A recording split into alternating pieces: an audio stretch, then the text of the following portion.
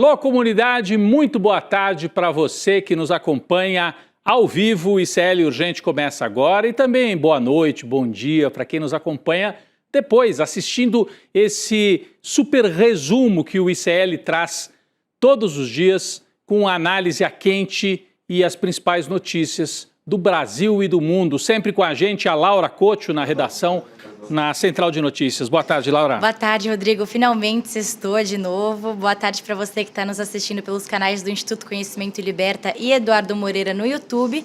E muito boa tarde para você que está nos ouvindo pela Web Rádio São João, em Quixadá, e pela Rádio Cultural FM, no Rio Grande do Sul. Vamos lá, Rodrigo. Vamos lá. Boa tarde para você que mora nesse país em que o presidente Lula desafia o preferido da Faria Lima.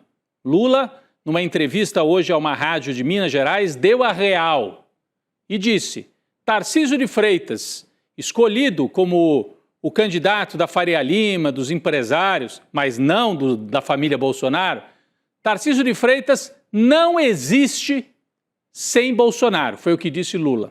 Tarcísio de Freitas não existe sem Bolsonaro. Então, ou eles fazem um acordo que também inclua Jair Bolsonaro, ou o Tarcísio sozinho, hoje pelo menos, não existe como uma força política autônoma capaz de disputar o poder. A Faria Lima acredita que sim. Os jornais da mídia tradicional acreditam que dá para empurrar o Tarcísio goela abaixo do Jair, mas o Lula deu a real. Sem o Jair, o Tarcísio não vai até a esquina. Nós vamos falar disso daqui a pouco, trazer vários trechos das falas de Lula nessa entrevista importante para a rádio de Minas Gerais, mas que está repercutindo também na internet, na televisão e em vários outros meios. Tá chegando a hora, minha gente. A partir da próxima terça-feira, dia 2 de setembro, todos os holofotes estarão voltados para Brasília para acompanhar a fase final do julgamento do ex-presidente Jair Bolsonaro e dos outros 7 réus da trama golpista. Está aqui a nossa manchete no telão. STF inicia julgamento da trama golpista com 501 jornalistas e um reforço na segurança. É isso. O Supremo informou que vai receber meio milhar, vamos dizer assim, 500, arredondando, jornalistas de veículos nacionais e internacionais para cobrir as sessões. Você imagina a confusão que vai estar lá no Supremo e a tensão que vai estar no ar. Além disso, 3.357 pessoas se inscreveram para tentar acompanhar presencialmente algum dos 5 dias do julgamento. Como a demanda supera em muito a capacidade do espaço ali, o tribunal reservou 150 assentos para o público acompanhar também na sala da segunda turma, porque você sabe, o julgamento é na primeira turma, mas daí o público vai estar ali na segunda turma, numa espécie de auditório improvisado, para poder acompanhar. Mas não vai caber esse monte de gente, 3.000 pessoas, e muito estudante de direito, advogado e muita gente curiosa para ver de perto o julgamento do ex-presidente de outros 7 réus, incluindo generais e um almirante, pela primeira vez, altos oficiais das Forças Armadas sendo julgados pela Justiça brasileira. Enquanto isso, Bolsonaro aguarda em prisão domiciliar a hora do julgamento chegar. Laura Couto, nós temos atualizações sobre a situação do ex-presidente lá no condomínio em Brasília, onde ele está? Sim, Rodrigo. Hoje a Procuradoria-Geral da República se manifestou contra o reforço de policiamento dentro da casa do ex-presidente Jair Bolsonaro, onde ele cumpre prisão domiciliar de forma preventiva desde o dia 4 de agosto. Em manifestação enviada ao Supremo Tribunal Federal, Paulo Gonet afirmou que não há necessidade de aplicar soluções mais gravosas, mas concordou que é preciso ampliar o monitoramento de Bolsonaro na área externa. Segundo o procurador, a área descoberta da propriedade deve ter a vigilância de câmeras que possibilitam o monitoramento visual, não presencial, mas em tempo real e sem gravação. Enquanto isso, os agentes da Polícia Federal devem se restringir à rua da residência e à entrada do condomínio onde o ex-presidente mora em Brasília. Essa manifestação buscou levar em consideração o direito à privacidade e a garantia da aplicação da lei penal, já que o ex-presidente Jair Bolsonaro ainda é inocente, Rodrigo. Por pouco tempo, Laura, mas é uma espécie de BBB, né? Big Brother Bolsonaro, porque o procurador propõe aí câmeras na área externa, não precisa mostrar o quarto onde o Bolsonaro dorme com a Michelle, mas na área externa sim, para evitar que ele pule o muro, que ele entre num carro e tente fugir ainda nessa reta final. Então, é um BBB resguardando ainda alguma privacidade para o Jair Bolsonaro, mas não vai colocar os agentes dentro da casa. Só esse monitoramento cada vez maior do lado de fora, para evitar qualquer tentativa aí de aventura promovida pelo Jair Bolsonaro. Bom, mesmo com toda essa expectativa, né, para o julgamento da próxima terça-feira, tem gente que diz que não vai assistir, que está nem aí para assistir o Jair Bolsonaro frente a frente com a justiça. Sabe quem falou isso, né? Presidente Lula. Hoje ele disse com todas as letras: eu tenho coisa melhor para fazer, está aí na manchete. Lula disse que não vai assistir ao julgamento de Jair Bolsonaro. Foi nessa mesma entrevista que eu citei agora há pouco. Bom, falando nele, no presidente da República, Lula partiu para o ataque. Em entrevista à rádio Itatiaia, de Minas Gerais, ele afirmou que o governador de São Paulo, Tarcísio de Freitas, não é nada sem Jair Bolsonaro. Vamos ver exatamente esse trecho para entender o que foi que o Lula disse. Vamos lá. Zema e depois diz, não estava falando do Zema, era o Tarcísio. Sem o Bolsonaro, o Tarcísio não é nada. Aí o Lula disse, o Tarcísio vai fazer o que o Bolsonaro quiser. A hora que a gente assiste esse trecho, tem duas interpretações. Primeiro, será que o Lula devia partir já para esse embate, trazendo o Tarcísio para o jogo? Aí o cálculo é o seguinte, o Tarcísio já está no jogo, através da elite empresarial, dos jornais, dos setores que querem o Tarcísio como candidato a presidente. Aí o Lula reconhece que ele está no jogo, aí você fala, então ele está aumentando o papel do Tarcísio, mas ao mesmo tempo, então o Lula traz o Tarcísio para o jogo como um personagem menor e diz, ele está no jogo se ele fizer tudo que o Bolsonaro mandar. Então ele é um pau mandado do Jair Bolsonaro. É essa a tática de Lula ao trazer uma frase dessa, falando com todas as letras. Tarcísio não existe sem Jair Bolsonaro. Não existe como candidato a presidente. É claro que ele pode se candidatar a governador e tem boa chance de se reeleger. Bom, e o Tarcísio com isso? Respondeu de um jeito dúbio, sem ir para o confronto, ele se vende como o bolsonarista moderado, né? O que disse o Tarcísio? Respondendo ao Lula, ele disse que o Bolsonaro é inocente, né? Ele disse que não perde nem um minuto pensando na crítica de Lula. E defendeu, além de defender a inocência de Bolsonaro, ele defendeu também a anistia para os crimes cometidos por Jair Bolsonaro. Ele disse, anistia é pacificação. É curioso, eu perguntaria para o Tarcísio, você defende anistia para alguém que assalta um banco, Tarcísio? Você defende anistia para alguém que entra numa propriedade e quebra tudo, como fizeram os responsáveis pelo 8 de janeiro? Não, né? Aliás, você manda a sua polícia matar a população no litoral de São Paulo, como fez recentemente. E por que para o Bolsonaro vale a anistia? Por causa disso que o Lula acabou de falar. O Tarcísio precisa se ajoelhar como um vassalo do Bolsonaro para ter chance de ser o candidato em 2026. Bom, o que complica um pouco a vida do Tarcísio? Ele tem apoio, sim, de gente importante. Eu não estou negando que ele tenha força e que ele tem apoio da Faria Lima, dos empresários, da mídia tradicional, né? Setores militares, do agronegócio. Tem. O que complica a vida do Tarcísio? É que Lula não é o único que está batendo no governador de São Paulo. Ele virou saco de pancada também da família Bolsonaro, e já faz tempo, hein? Principalmente dos filhos.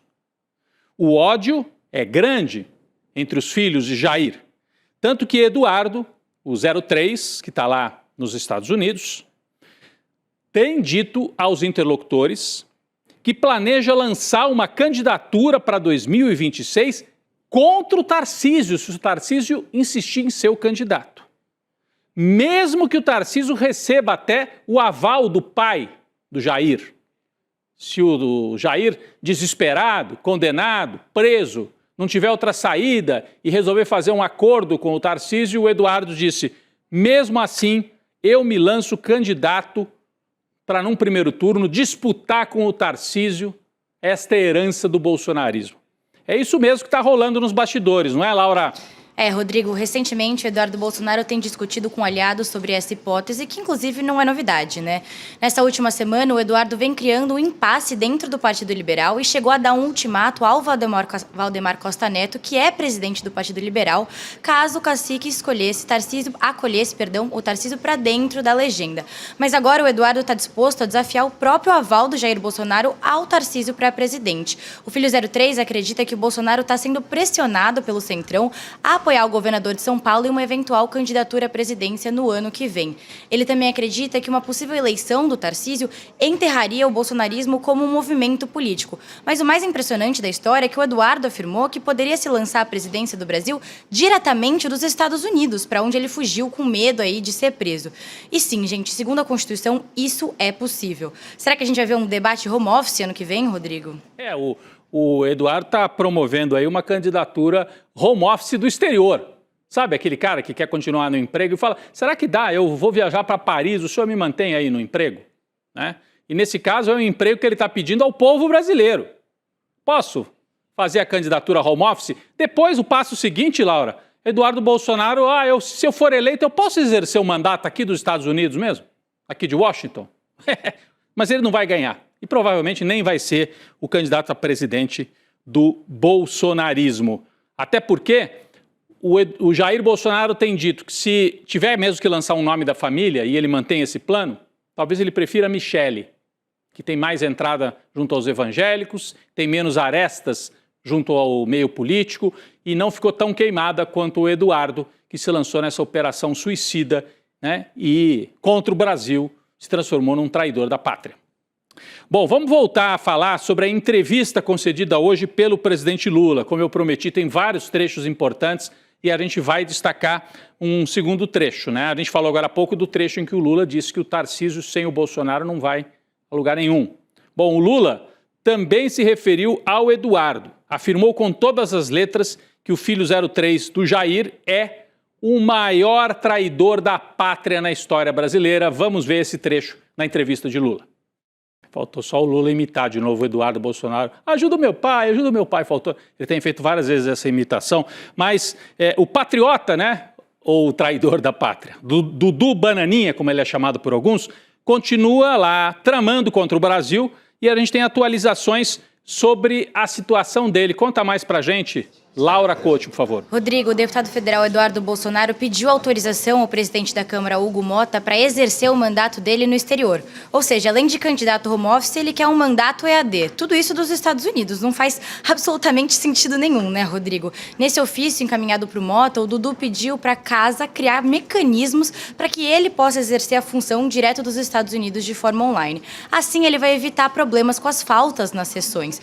E olha isso, o deputado argumentou que a flexibilizações semelhantes foram adotadas na pandemia do Covid-19. Olha essa comparação, Rodrigo. E para completar, o Eduardo disse que não vai renunciar ao mandato e que tem exercido a função de parlamentar em agendas nos Estados Unidos e que a permanência dele no país é forçada. Eu tenho a sensação de que a pior notícia sobre o Eduardo Bolsonaro é sempre a próxima, Rodrigo. É impressionante. Então agora ele está pedindo oficialmente para fazer um mandato home office. E tem a cara de pau de comparar a situação dele, de ter escapado para lá e ficar tramando com o Trump, com a situação gravíssima da Covid-19, em que morreram 700 mil brasileiros e o governo do pai dele não fez nada para resolver a situação, a não ser receitar remédio errado para as pessoas.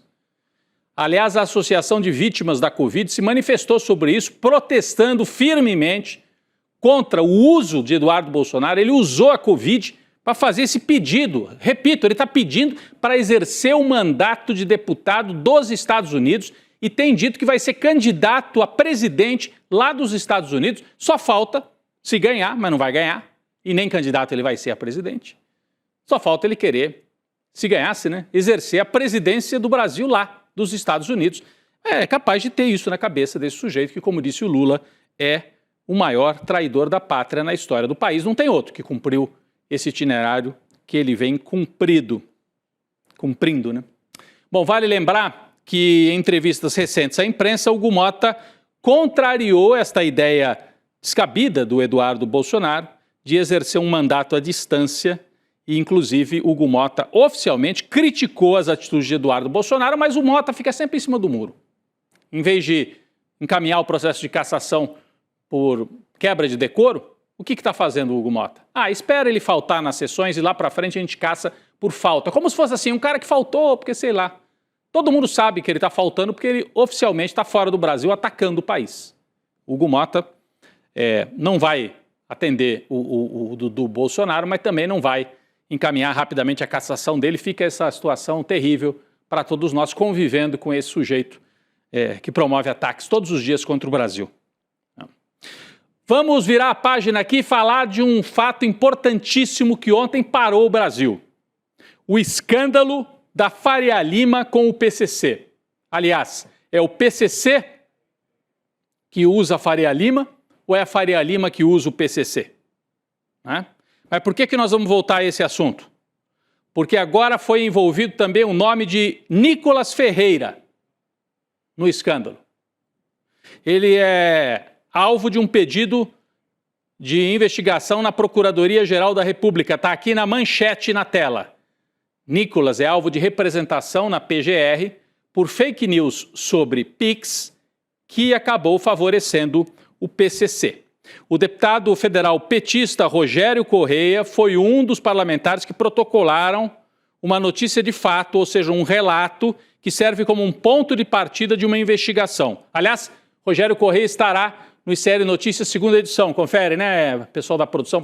Sim, estará no ICL Notícias, segunda edição. Daqui a pouquinho, Chico Sá, Roberta Garcia e eu vamos conversar lá com o Rogério Correia para falar sobre isso, entre outros temas. Então, o que o Rogério Correia, deputado do PT de Minas, pede? Que a Procuradoria investigue o Nicolas. Por quê? Pede, inclusive, a abertura de inquérito criminal para apurar se houve prática de crime ligado à divulgação de fake news, favorecendo organizações criminosas. Ontem a gente explicou bem isso aqui, mas a Laura vai trazer mais detalhes agora com esse caminho traçado em relação ao Nicolas Ferreira. Laura. Rodrigo, a notícia que a gente trouxe ontem virou denúncia na Procuradoria-Geral da República. A história começou em janeiro desse ano, quando o Nicolas Ferreira postou um vídeo popularizando a fake news de que o Pix seria taxado. Com uma repercussão enorme, esse vídeo gerou uma onda de desinformação. E no meio do furacão, a narrativa bolsonarista conseguiu revogar a instrução normativa que exigia que fintechs e bancos enviassem dados de operações financeiras à Receita Federal, ou seja, que facilitava a fiscalização de esquemas criminosos. E é exatamente isso que o documento enviado à PGR defende. A representação é explícita ao afirmar que a derrubada da normativa facilitou diretamente a atuação do PCC, permitindo movimentações financeiras debaixo dos panos e reduzindo a eficácia do rastreamento. Rodrigo. É isso. Então tem pedido de investigação contra o Nicolas. Obrigado, Laura. Para quem não se lembra, eu não vou rodar aqui o vídeo de novo, mas a gente tem a imagem, assim, sem som. É um vídeo que teve milhões de visualizações. O Nicolas fez um vídeo preparado realmente para atacar o Pix. A normativa da Receita é necessário fiscalizar fintechs. O que são fintechs? Bancos que funcionam só na internet. E aí o Nicolas aproveitou isso. Tá vendo? A Receita, o PT, o Haddad querem cobrar imposto do Pix. Se espalhou de tal maneira essa história que o governo teve que voltar atrás e retirar a normativa. E o que aconteceu? Facilita a ação de criminosos. Então, o que o Rogério Correia está dizendo? Esse vídeo, aparentemente, pede que a PGR investigue. Aparentemente indica que o Nicolas Ferreira se associou a uma campanha de fake news que teria favorecido o crime organizado. E é o que indica também a investigação e a operação de ontem. Bom, até o presidente Lula comentou o caso. Sem citar nominalmente Nicolas, Lula afirmou que a campanha de fake news promovida pelo deputado contra o Pix acabou servindo como defesa do crime organizado. Vamos ver mais esse trecho da entrevista de Lula hoje. Vamos lá. Por que será que o Nicolas vestiu a carapuça? O Lula não citou nem o nome dele.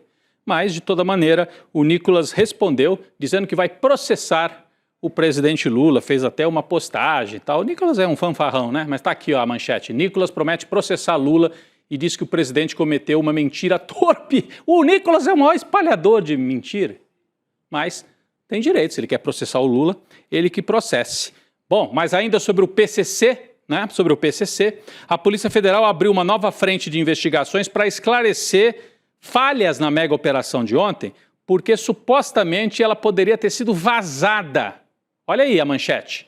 operação, né, poderia ter sido vazada. Os agentes que atuaram no caso relataram estranheza com o fato de que investigados monitorados durante semanas desapareceram na véspera da deflagração. Tá aí, ó. E com isso, somente seis dos 14 mandados, né, de prisão preventiva expedidos pela Justiça foram cumpridos. Tem a informação de que, ó, sujeitos receberam antes corre porque a polícia vem aí. E aí a polícia não conseguiu prender todos eles. E o segundo fato ligado a essa mega operação de ontem, ao que parece tem político graúdo também envolvido e que pode ser investigado. É isso mesmo, Laura? Rodrigo, a operação contra o PCC ainda deve pegar de tabela alguns políticos do Centrão. De acordo com uma apuração do Igor Gadelha, do Metrópolis, a Polícia Federal vê uma conexão de integrantes dos partidos União Brasil e do Progressistas com a organização criminosa. Com isso, a operação deve atingir em breve políticos dessas duas legendas que eu citei, que há não muito tempo entraram com um pedido no Tribunal Superior Eleitoral para formar uma federação, Rodrigo. A Federação União Brasil-PP. E também estavam tentando essa PEC da blindagem aí, né, para tentar se safar. Agora a gente entendeu porque que eles estavam com tanta pressa, Laura. Aliás, falando nisso, vamos então virar para essa página. A votação da PEC da blindagem, que era justamente para dificultar a investigação de deputados, deixou de ser prioridade para a oposição. A proposta de emenda à Constituição, quando a gente fala PEC, é proposta de emenda à Constituição, ela tinha como objetivo proteger os parlamentares de decisões da Justiça. A PEC foi uma das principais exigências da oposição para negociar aquela desocupação quando eles invadiram, fizeram aquela baderna na mesa da Câmara. A decisão de recuar agora ocorre depois que houve uma repercussão negativa de uma das versões do texto que andou circulando por aí. O documento previa, por exemplo, que parlamentares só pudessem ser investigados com aval do Congresso e com um quórum mínimo de 2/3 do STF para a instauração de processos criminais. O líder do PL, Sóstenes Cavalcanti, afirmou que agora a oposição vai focar tudo numa lei da anistia. Gente, eles estão feito barata tonta, né? Uma hora é a anistia, depois é a PEC da blindagem, volta para a anistia. Bolsonaro vai ser julgado semana que vem e eles estão ainda decidindo o que eles vão fazer. Bom, o presidente Lula, trocando aqui a página, né? Mas ainda na política, autorizou o avanço da chamada Lei da Reciprocidade contra os Estados Unidos. A medida é uma resposta ao tarifaço de 50% aplicado por Trump. A partir de agora, a Câmara do Comércio Exterior, a CAMEX, tem 30 dias para apresentar um relatório informando se as tarifas aplicadas pelos Estados Unidos quebram regras do comércio internacional. O governo norte-americano será notificado hoje sobre a decisão e terá tempo para enviar uma resposta ao Brasil. De preferência, não mandem pela rede social, porque eles estão agora viciados em só mandar pela rede social. Mesmo assim, o governo brasileiro continua aberto para a negociação. Em entrevista à Rádio de Minas Gerais, o presidente Lula mandou mais um recadinho para Donald Trump. Vamos assistir. Se ele quiser negociar, o Lulinha, paz e amor, está de volta. O Lula tem essa habilidade, né? Ele confronta, mas deixa sempre uma porta aberta para conversar. Então tem firmeza e, ao mesmo tempo, capacidade de manter o diálogo. Só que, às vezes, você vai dialogar com quem não quer diálogo? Porque a verdade é que os Estados Unidos estão fazendo isso tudo porque querem derrotar os BRICS e porque querem defender as Big Techs. É isso. E aí usam o Bolsonaro como um espantalho nessa história toda, atacam a economia brasileira e geram consequências também para a economia deles. Olha só a notícia que eu vou trazer agora. Como consequência do tarifaço de Donald Trump, o preço do café disparou no mundo inteiro, né? Isso porque o Brasil, como o maior produtor da commodity, está sendo forçado a redirecionar as safras para outros países, bagunçou o comércio internacional. Então é a manchete que está aqui na tela. Tarifaço, preços do café explodem, indústria já prepara reajuste nos Estados Unidos. Por que fala indústria? Porque eles compram o café do Brasil e processam lá nos Estados Unidos e vendem, né, como um produto já processado. Todo café da manhã, lá nos Estados Unidos, tem suco de laranja, muitas vezes do Brasil, e café, quase sempre do Brasil. Né? Bom, no centro do consumidor, quem é que está? No centro do furacão, aliás. No centro do furacão, quem é que está? O consumidor norte-americano, que vai enfrentar novos aumentos do preço do café no mercado. Segundo a Bloomberg, a agência especializada na área econômica, gigantes estadunidenses do café preparam reajustes no preço do produto para os próximos meses, com custos adicionais que serão repassados aos clientes. Então, essa guerra gera problema aqui para o Brasil? Gera, mas gera muito mais problema lá para o Donald Trump, que está com a popularidade em baixa por conta do tarifaço e por conta das consequências econômicas desse ataque que ele fez de forma generalizada a Brasil, China, Índia, Europa, México, Canadá, é o mundo inteiro. Então, acaba ficando um preço forte lá para ele também. É uma notícia só para a gente refletir. Trump tem poder, mas está dando tiro no pé e pode gerar consequências difíceis para ele. Laura Couto, obrigado pela participação. A gente encerra mais uma semana vitoriosa aqui, agradecendo muito a audiência aqui no nosso ICL Urgente. Laura. Obrigada, Rodrigo. Bom fim de semana para você e para nossa audiência querida. Até semana que vem. Até a semana, Laura. Mas antes eu queria só fazer aqui um aviso. Domingo que vem, esse domingo agora, depois de amanhã, a gente tem um super convite para você. Vou até virar para cá, olha. Olha o que vai para a tela no domingo. Um especial. Um documentário produzido por uma equipe ultra competente aqui do ICL. Né? Então, deportados, ódio e racismo de Trump contra imigrantes.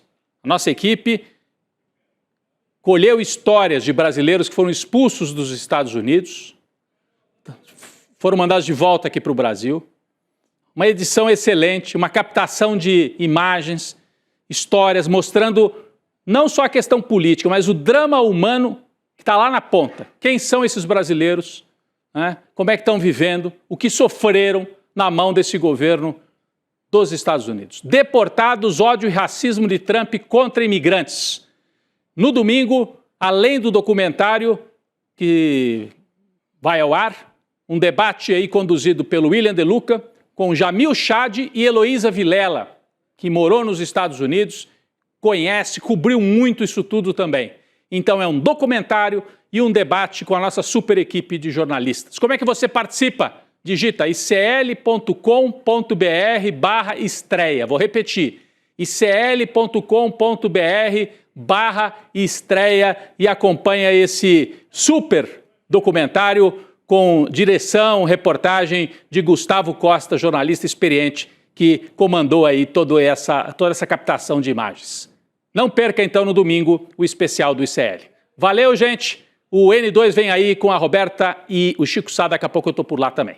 Até segunda-feira no ICL Urgente. We're going to stop the invasion of our borders. We're going to reclaim our wealth.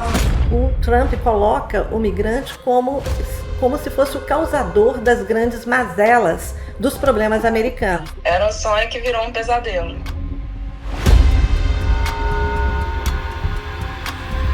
Aonde que é mais fácil, que é aonde que mais dói, que é nossos filhos. O Ice foi na escola e falou, olha, quais são as crianças que são filhos imigrantes? Faz a fila, nós vamos ligar para os pais vão ficar buscar.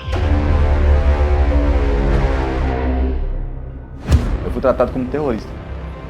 Agressão, perseguição dentro da cadeia, esperando eu dar um vacilo para me colocar na solitária.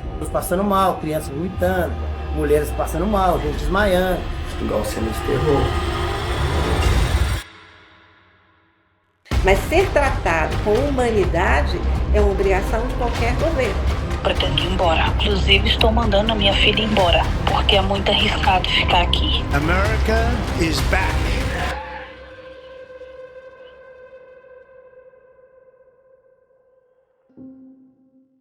Todos os dias, as principais notícias do Brasil e do mundo direto no seu WhatsApp, com informação de qualidade e sem fake news. Escaneie agora o QR Code e entre para o canal do ICL Notícias. Informação que importa onde você estiver.